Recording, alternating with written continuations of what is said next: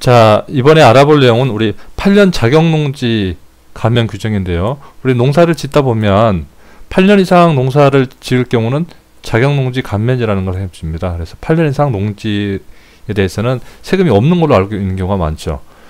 그런데 8년 이상 자격농지가 지금 바뀌었습니다. 그래서 감면 혜택을 받아야 되는 사람들이 있는데 2014년 6월 30일까지입니다. 얼마 안 남았죠? 이 경우에만 감면을 받을 수 있습니다. 자, 이 경우가 어떤 경우인지 한번 알아보도록 하겠습니다. 자, 이 경우가 해당되는 사람들은 꼭 주의 깊게 보셔야 되겠죠?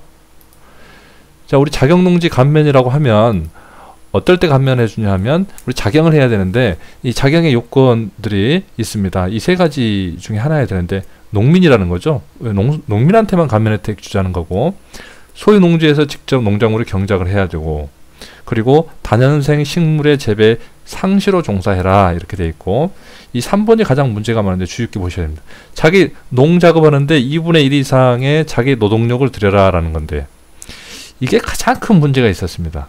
그래서 뭐 직장인이나 그 다음에 뭐 사업하시는 분들, 사업자들, 실제로 이렇게 농사를 자기 노동력의 2분의 1을 지었는지 안 지었는지 이 판단이 잘 안 서는 경우, 이럴 때문에 분쟁이 많았다는 거죠. 그래서 이런 분들을 어떻게 좀 분쟁을 없애고 실제 농민한테만 혜택을 줄 거냐라는 해서 이 기준을 다시 하나 설정을 했습니다. 자, 그 규정을 잘 보셔야 되는데, 자, 그 규정이 어떻게 되어 있냐면 이렇게 바뀌었습니다.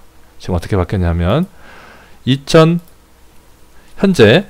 현재는 8년 이상 축사용지가 포함되어 있죠.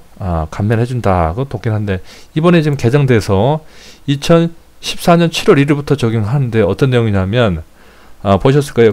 직장 다닌다. 근로소득이 있는 사람하고 사업소득이 있는 사람은 연간 3,700만원 이상인 경우는 어떻게 해요?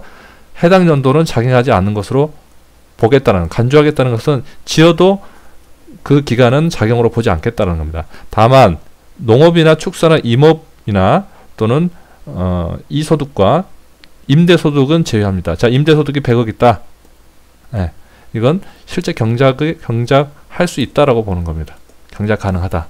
그래서 어떤 내용이죠? 주의사항은 실제 근로소득이 있는 사람은, 사업소득이 있는 사람은 6월 30일, 7월 1일 이후에 지나면 그 기간은 경작을 해도 인정을 안 해줍니다. 주의하셔야 되겠죠. 그래서 오늘 6월 30일까지 처분해야 될 사람이 있을 수도 있습니다. 이 점 유의 있게 알아두시길 바랍니다.